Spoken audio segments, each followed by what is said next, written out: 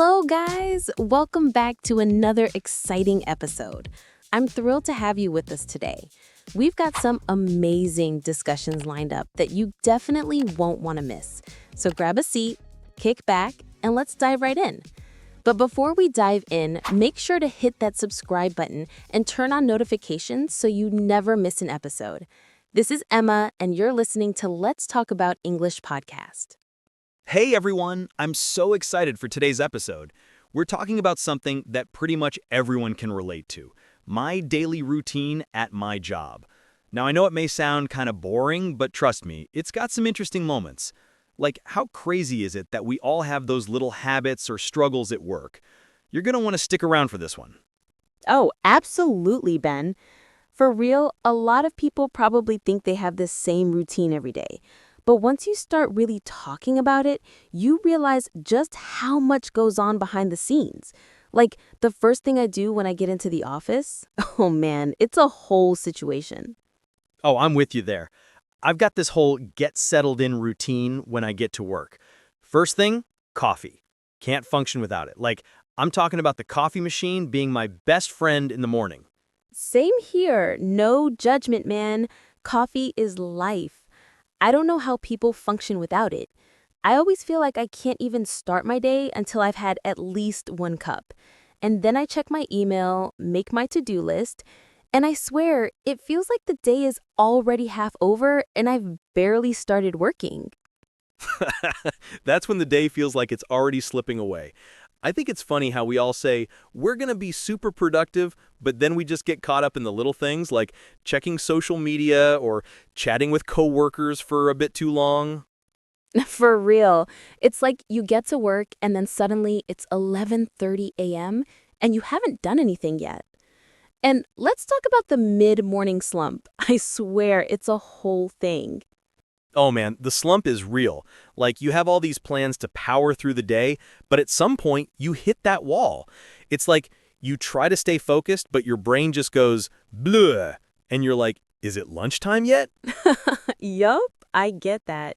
So let's dive into the vocabulary we're using to talk about these daily work struggles. First up, time management. Now, when you hear time management, what's the first thing that comes to your mind, Ben? Time management? Oh man, it's all about planning, right? You make a list, organize your tasks, and think you're all set. But honestly, it doesn't always go that way. Like, you can plan all you want, but life tends to throw curveballs. For sure. And that's where the whole to-do list comes into play. You've got all your tasks lined up, but then new stuff pops up, right? And suddenly you're rearranging your priorities like nonstop. Exactly. It's like 1 minute you're on track, and the next minute, boom, your whole schedule is out the window. And let's not even talk about deadlines. They just sneak up on you like, hey, remember me? I'm due in 30 minutes. Oh, I know.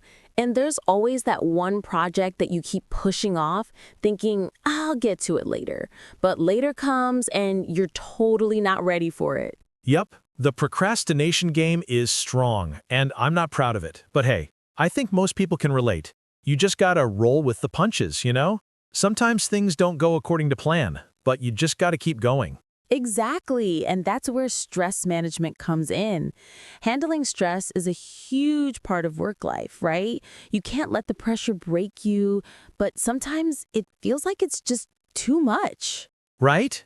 And it's funny, some people handle stress by working even harder, while others, well, they hit the gym, take a walk, or even meditate to calm their minds. But me? I'm more of a power-through-it kind of guy. What about you, Emma?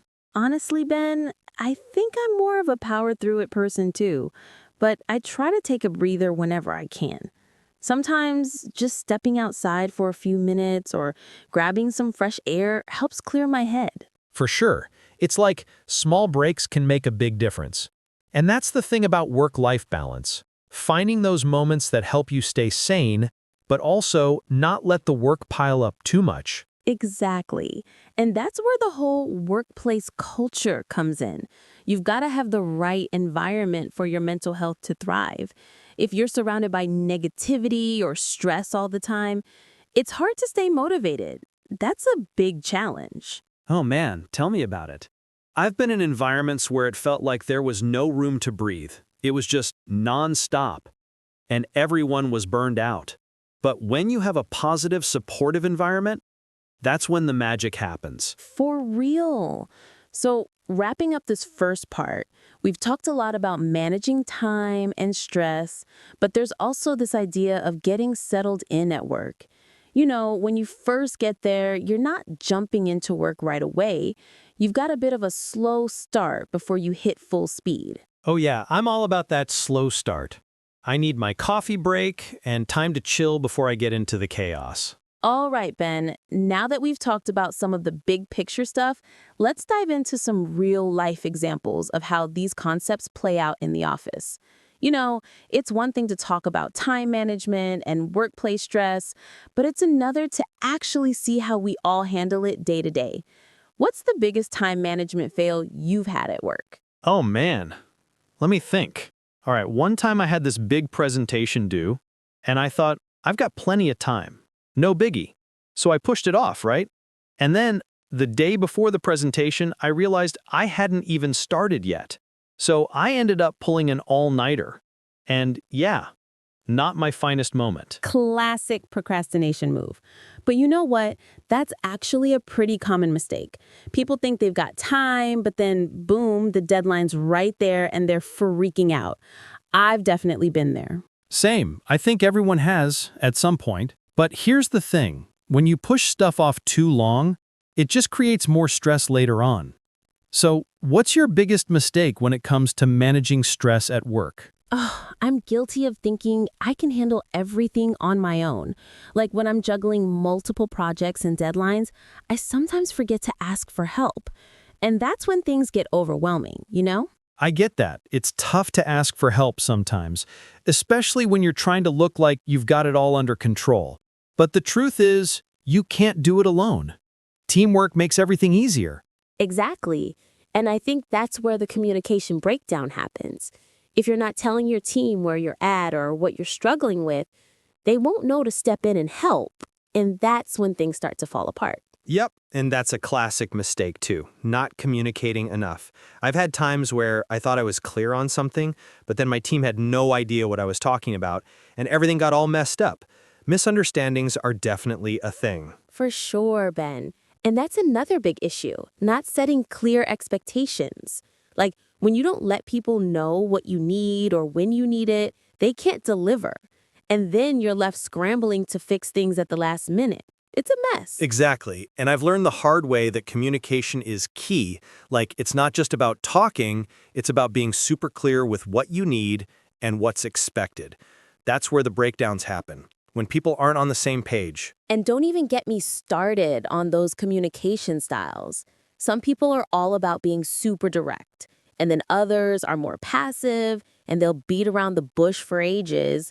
Totally different worlds. For real. And that can really throw things off. Like, some people expect you to just get it, but you're left thinking, wait, what do they actually mean? So you've got to adapt and try to figure out how each person communicates. It's a lot. No kidding. And speaking of communication, let's talk about feedback for a second. That's another area where people make mistakes all the time.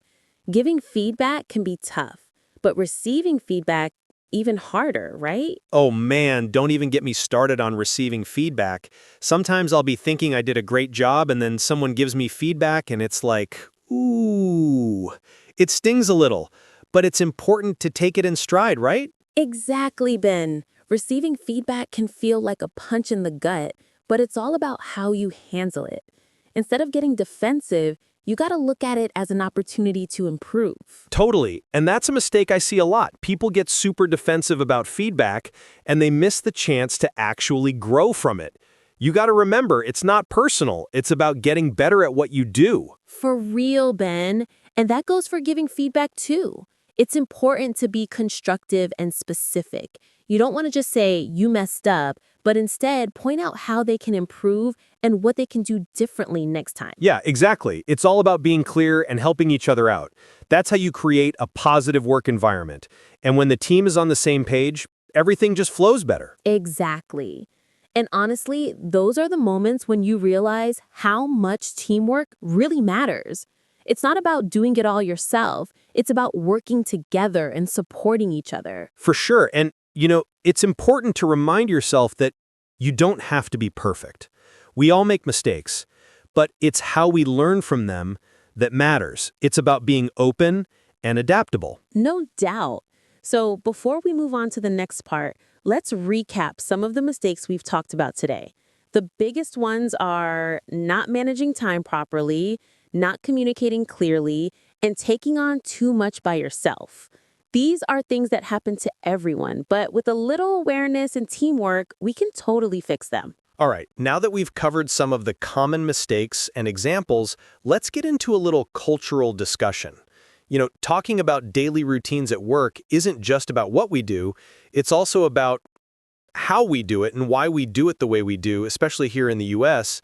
It's like there's a whole culture around work-life balance, time management, and even how we approach stress. Oh, totally, Ben. I think one of the biggest differences is how Americans treat work culture. I mean, it's all about hustle, right? The whole idea of working hard, being productive, and constantly pushing for success is ingrained in a lot of people's daily routines. It's like the grind never stops. But at the same time, we're expected to find balance, which, let's be real, is kind of a joke. Right? It's like we're told to work hard, but we're also told to take care of ourselves. I mean, it's all about the grind, but if you burn out, you're kind of expected to just bounce back like it's no big deal. It's a lot of pressure for sure. For sure, Ben. It's this weird paradox where everyone's trying to climb the ladder and be successful, but there's this constant reminder to take care of yourself. And I think that's why mental health at work has become such a big conversation recently. People are starting to speak up about the stress that comes with the job, and it's like, finally, right? Exactly. And I think it's awesome that people are starting to open up more about mental health and stress management. Back in the day, it was kind of seen as a weakness to talk about how stressed or overwhelmed you were at work. But now, people are encouraging each other to take breaks, go to therapy, and really focus on themselves. And honestly, that's a huge shift. Totally. And I think it's also about boundaries. It used to be that you were just expected to be available 24/7, like work was your whole life. Now, people are starting to set more personal boundaries and make time for things outside of the office. And I'm all for that, honestly. Oh, 100%. I think the whole work-life balance thing is becoming less of a catchphrase and more of a reality. People are finding ways to disconnect from work after hours, which is huge. No one's answering emails at 10 p.m. anymore. Well, most people anyway. Right? There's always that one person who's like, I'll get back to you after dinner. And you're like, no, you won't. It's 8 p.m. But I think that's also where technology comes in. It's supposed to make our lives easier, but it also keeps us connected all the time, which makes it harder to truly unplug. Seriously, the technology issue is a big one. We're always on, whether we like it or not. I feel like with emails, Slack, texts, it's so easy to fall into the trap of being constantly available. And don't even get me started on video calls. Ugh, those are a whole other thing. It's like we're all trying to be productive, but sometimes it feels like we're just filling our days with more things to do instead of actually being productive. For sure. I think the big difference now is that people are trying to be more intentional with their time.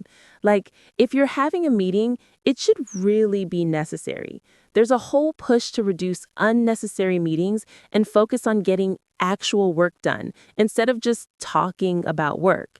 It's about being more efficient with your time. Exactly, Emma, and I think that's a great shift. The focus is now on quality, not just quantity. It's not about how many hours you work, but what you actually produce during those hours. It's about working smarter, not harder. Yep. And it's funny because people often equate long hours with being successful. But the truth is, working 12-hour days doesn't always mean you're getting things done. It can actually lead to more burnout and stress. People are starting to realize that rest is just as important as working hard. Oh, for sure. I mean, the whole idea of being a workaholic, it's not as glamorous as it used to be. It's kind of seen as unhealthy now. People are starting to respect boundaries, like you said, and make time for their personal lives. And that's such a game changer. Definitely, Ben. And I think that's where the American work culture has evolved a lot now. There's a stronger focus now on holistic health, which includes both mental and physical well-being. It's like you're not just valued for your work output anymore, you're valued as a whole person. Exactly. And that shift is so important because it's not just about making money or achieving goals. It's about taking care of yourself so that you can be at your best in all aspects of life. You can't pour from an empty cup, right? Exactly, Ben. So when it comes to our daily routines at work, it's all about finding that balance between productivity and self-care. You gotta make sure you're taking care of yourself so you can show up for work and your personal life. It's a work in progress, but it's totally worth it. All right, so we've covered a lot today, huh? We've talked about everything from the struggles of time management to workplace culture and even stress management. It's honestly a lot to take in, but I think we've nailed some of the key things that can really help when it comes to improving our daily routines at work. For sure, Ben. I feel like the biggest takeaway here is that no matter what your job is, you've got to keep checking in with yourself and your boundaries. Work is important, but you are more important. Finding a balance is key to making sure you're not just running on empty. Exactly, Emma. And when it comes to that balance, it's about being aware of what's going on in your life and adjusting accordingly. Whether it's taking a break, asking for help, or just learning to let go of some things, it's about doing what works for you.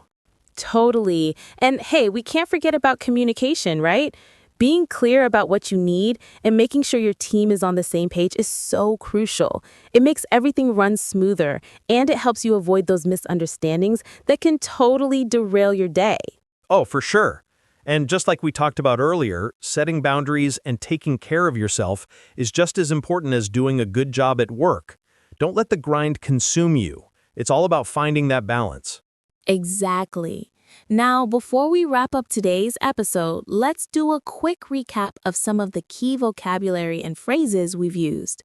First up, we've got time management. It's all about planning and making sure you're staying on top of your tasks. Then, there's workplace stress, something pretty much everyone deals with at some point. And, of course, work-life balance, which is always easier said than done, right? Right?